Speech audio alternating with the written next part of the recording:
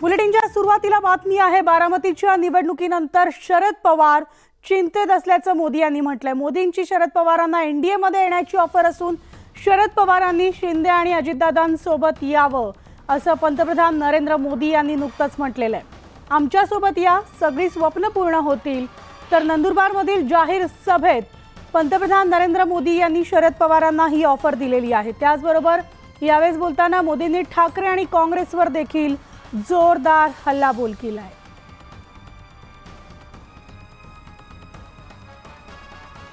तर नुकतीच पंतप्रधान नरेंद्र मोदी यांची नंदुरबारमध्ये हिना गावितांसाठी प्रचार सभा या ठिकाणी पार पडली। या सभेमध्ये त्यांनी शरद पवारांना एक मोठी ऑफर दिलेली आहे। बारामतीच्या निवडणुकीनंतर शरद पवार चिंतेत आहेत, त्यामुळे त्यांनी एनडीए मध्ये यावं, आमच्यासोबत या, सगळी स्वप्न पूर्ण होतील। शरद पवारांनी शिंदे आणि अजितदादांसोबत यावं असं पंतप्रधान नरेंद्र मोदी यांनी म्हटलेलं आहे। कोई उसको हाथ नहीं लगा सकता है और देशवासी, मैं बड़े जिम्मेवारी के साथ कहना चाहता हूं और दायित्व के साथ कहना चाहता हूं, वंचित का जो अधिकार है, चाहे एससी हो, एसटी हो, ओबीसी हो, वंचित का जो अधिकार है, मोदी उसका चौकीदार है। साथियों, कांग्रेस जानती है कि वो विकास में मोदी का मुकाबला कर ही नहीं सकते और इसलिए वो इस चुनाव में झूठ की फैक्ट्री खोल के बैठ गए हैं, झूठ फैलाकर वोट लेना चाहते हैं। आरक्षण पर कांग्रेस का हाल चोर मचाए शोर, ये चोर मचाए शोर वाला है।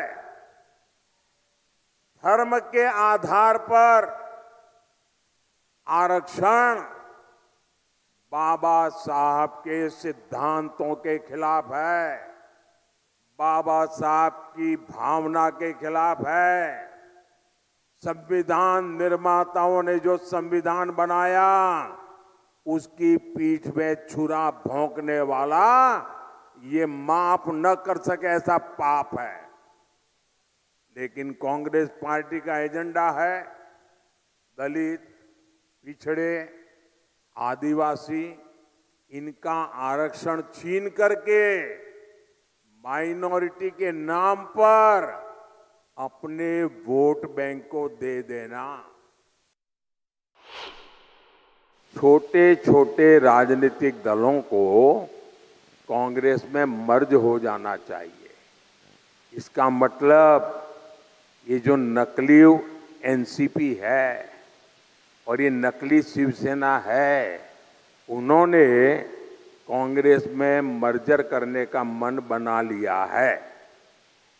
अब आपको मैं बताता हूं, जब 4 जून के बाद कांग्रेस में जाकर के मरने के बजाय अरे सीना तान करके हमारे अजित दादा के साथ और शिंदे जी के साथ आओ, बड़े शान से सपने पूरे हो जाएंगे। अब उन्होंने क्या किया, कर्नाटका में धर्म के आधार पर आरक्षण देने की दिशा में बहुत बड़ा कदम उठाया और उन्होंने कहा रातों रात कर्नाटका में जितने भी मुसलमान लोग हैं उन सबको रातों रात ओबीसी बना दिया। एक ऑर्डर निकाल दिया, मुख्यमंत्री ने थप्पा मार दिया।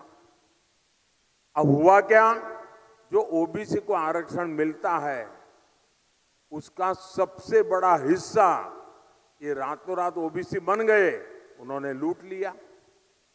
अब बताइए, ये वो आदिवासियों के लिए करना चाहते हैं, वो दलितों के लिए करना चाहते हैं और ये कर्नाटका का मॉडल पूरे देश में लागू करना चाहती है। तर नुकतीच पंतप्रधान नरेंद्र मोदी यांची नंदुरबारमध्ये हिना गावितांसाठी जाहीर सभा पार पडलेली आहे आणि या सभेदरम्यान त्यांनी विरोधकांवर कडाडून टीका देखील केलेली आहे। त्याचबरोबर त्यांनी नंदुरबारमध्ये त्यांनी म्हटलेलं आहे की महाआरक्षणाचं महायज्ञ करतोय मी, जिवंत असेपर्यंत आरक्षणाला धक्का लावू देणार नाही। पंतप्रधान नरेंद्र मोदी यांनी काँग्रेसवर जोरदार टीका देखील केलेली आहे। तर त्यांनी जी ऑफर शरद पवारांना दिलेली आहे ती नेमकी काय होती ते देखील पाहूया। छोटे छोटे राजनीतिक दलों को कांग्रेस में मर्ज हो जाना चाहिए। इसका मतलब ये जो नकली एनसीपी है और ये नकली शिवसेना है, उन्होंने कांग्रेस में मर्जर करने का मन बना लिया है। अब आपको मैं बताता हूं, जब 4 जून के बाद कांग्रेस में जाकर के मरने के बजाय अरे सीना तान करके हमारे अजीत दादा के साथ और शिंदे जी के साथ आओ, बड़े शान से सपने पूरे हो जाएंगे।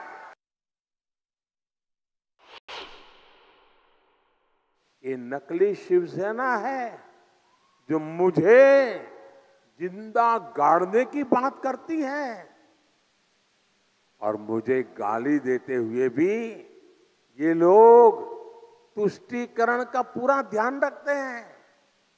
मोदी की कब्र खुदेगी, मोदी को जिंदा गाड़ देंगे और इसमें भी अपने वोट बैंक को पसंद आए वही गाली दागोगे क्या?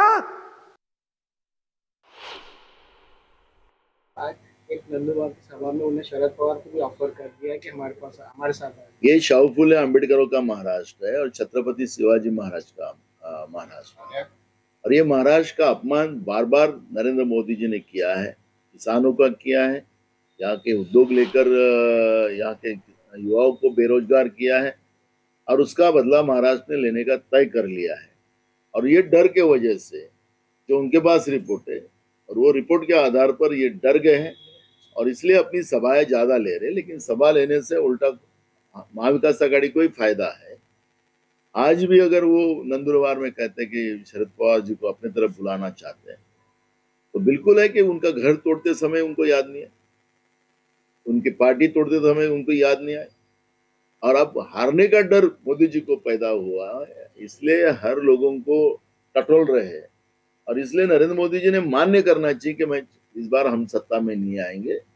इस तरह की उनकी जो हालत हुई है वो स्पष्ट हो चुकी है और इसलिए इस तरह के वक्तव्य वो लोग कर रहे हैं। इलेक्शन के पहले बीजेपी हमेशा बोलते थे कि 45 पार महाराष्ट्र में, तो उसी वजह से उनकी सभा ज्यादा हो रही है या कुछ और ही? वो भला ये 56 इंची जैसे 56 इंची निकालते होंगे तो 56 के पार ऐसा बोला होगा और तुमने 45 के पार ऐसा बोला है, गलत बोला होगा। लेकिन अब आखिरी ये लोग सत्ता से उनको जो मस्ती आई थी, मस्ती उतारने का लोगों ने प्लान बना लिया था और वो अब जनता, क्योंकि आखिरी लोकतंत्र में जनता सबसे बड़ी होती है, लेकिन बीजेपी को लगता था कि हम बड़े हैं और लोगों ने उनको अब जगह दिखाने का काम शुरू कर लिया है। तो अभी इसलिए 45 नहीं 5 भी सीटें इनकी आई महाराष्ट्र में तो भी बहुत आई।